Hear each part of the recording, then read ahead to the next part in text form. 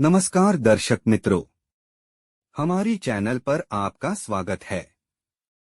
कृपा करके हमारी चैनल लाइक, कमेंट एवं सब्सक्राइब करें ताकि हमारे नए अपडेट आपको मिलते रहे।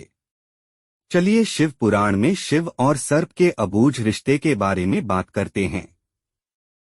भगवान शंकर जिसके आराध्य हो या फिर अगर कोई साधक भगवान शंकर का ध्यान करता हो तो उनके बारे में कई भाव मन में प्रस्फुटित होते हैं। जैसे कि भगवान शंकर त्रिशूल लिए साधना पर बैठे हैं, उनका तीसरा नेत्र यानी भ्रिकुटी बंद है, उनकी जटाओं से गंगा प्रवाहित हो रही है, उनका शरीर समुद्र मंथन के समय विषपान करने की वजह से नीला दिख रहा है। भगवान शंकर की जटाओं और शरीर के इर्द गिर्द कई सांप लिपटे हुए हैं। शिव के मस्तक पर एक ओर चंद्र है तो दूसरी ओर महाविषधर सर्प भी उनके गले का हार है। उनके परिवार में भूत प्रेत, नंदी, सिंह, सर्प, मयूर व मूषक सभी का संभाव देखने को मिलता है। साधन क्रम में विचार सागर में कई विचारों का आगमन होता है।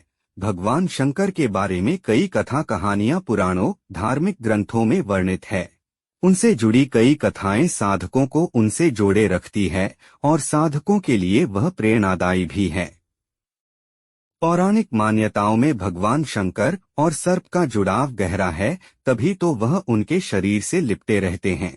यह बात सिर्फ मान्यताओं तक ही सीमित नहीं है, बल्कि यह इस कलयुग में भी हकीकत में परिलक्षित होती दिखती है। यूं तो भगवान जनता जनार्दन के लिए अपनी कृपा बरसाने में अति दयालु है, लेकिन कहते हैं कि अगर आपको भगवान शंकर के दर्शन ना हो और अगर सर्प के दर्शन हो जाएं तो समझिए कि साक्षात भगवान शंकर के ही दर्शन हो गए।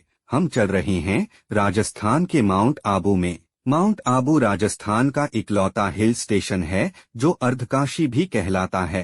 पौराणिक मान्यताओं और पुराणों के मुताबिक माउंट आबू अर्धकाशी इसलिए कहलाता है क्योंकि यहाँ भगवान शंकर के 108 छोटे बड़े मंदिर हैं। दुनिया की इकलौती जगह जहाँ भगवान शंकर नहीं, उनकी शिवलिंग भी नहीं, बल्कि उनके अंगूठे की पूजा होती है। माउंट आबू में ही अचलगढ़ दुनिया की इकलौती ऐसी जगह है जहां भगवान शिव के अंगूठे की पूजा होती है। भगवान शिव के सभी मंदिरों में तो उनके शिवलिंग की पूजा होती है, लेकिन यहां भगवान शिव के अंगूठे की पूजा होती है। यहीं पर एक मंदिर है पांडव गुफा के करीब, जहां के बारे में कहा जाता है पांडवों ने अज्ञातवास के दौरान कुछ समय यहां बिताया था। शिव मंदिर में बीते सोमवार को भगवान शंकर को जल और दूध से नहलाने पहुंचे श्रद्धालुओं को लगा जैसे भोले एक विशालकाय नाग के रूप में प्रकट हो गए। मंदिर भोले की जयकारों से गूंज रहा था। शिवलिंग पर जल, बिल्व पत्र, भांग, धतूरा, फूल आदि चढ़ाए जाने का क्रम जारी था।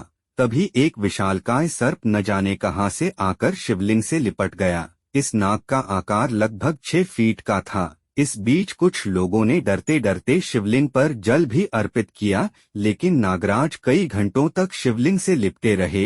सावन का दूसरा सोमवार और शिवलिंग पर जल चढ़ाने का सिलसिला चलता रहा। इस बीच नाग की अटखेलियां भी जारी रही। वह कभी शिवलिंग के ऊपर बैठता तो कभी शिवलिंग की चारों तरफ लिपटकर बैठ जाता। लोग हैरान थे, लेकिन जो लोग वहां थे उनके मुताबिक यह हैरानी उस सांप को नहीं थी, वह शायद निर्भय होकर आनंद की अनुभूति कर रहा था। इतने लोगों के बीच कोई सांप लगभग 6 घंटों तक शिवलिंग से लिपटा रहा। लोग टकटकी लगाए देखते रहे। कुछ लोगों के लिए भोले सर्प के रूप में शिवलिंग से आकर लिपटे थे, तो कुछ लोग उस पल को शिद्दत से महसूस करना चाह रहे थे।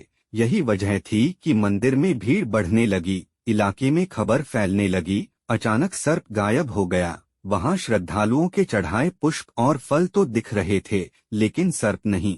सांप इंसानों के लिए खतरनाक होता है, लेकिन यह बात भी सच है कि उसे हम इंसानों से ज्यादा डर लगता है। आस्था, विश्वास की परिभाषा आध्यात्म की सीमा रेखा में सब कुछ मानने पर ही निर्भर है। स्थानीय लोगों के मुताबिक माउंट आबू के उन मंदिरों में जो जंगल के बीचों बीच है, वहां इस प्रकार की घटनाएं सावन के महीने में सोमवार को या फिर शिवरात्रि के मौके पर जरूर होती है। पिछले वर्ष इन्हीं जंगलों के एक शिव मंदिर में पंचमुखी 5 मुंह वाला सांप दिखा था। ये घटनाएं ये सिद्ध करती है कि शिव, शिवलिंग और सर्प का गहरा नाता है। यह रिश्ता इंसानी समझ से परे है, क्या माने क्या ना माने यह हमारे विवेक पर निर्भर करता है।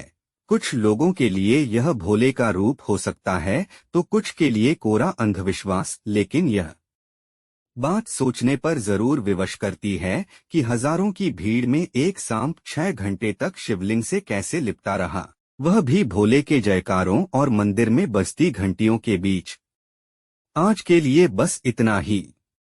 मेरे सारे भाई और बहनों को विनती है कि आप हमारे शिव पुराण के अगले वीडियो भी देखें।